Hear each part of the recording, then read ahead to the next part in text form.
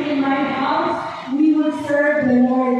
Kahit wala ko kami hindi kapalit, yung man, kasi yung wala mo lang na nag-isip kung ayaw ko na umuwi at pumunta sa school.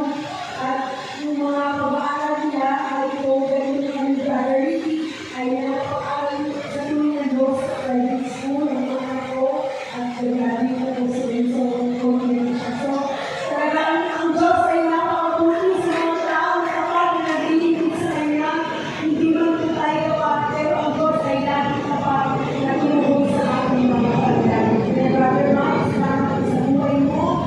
Ang napatuloy po sa 22 years na nag-iibig ako ay tunay po ang himala ng Pasko. Araw-araw namin nararanasan sa aming pamilya. To God be the glory. Sa ito ang pamilya.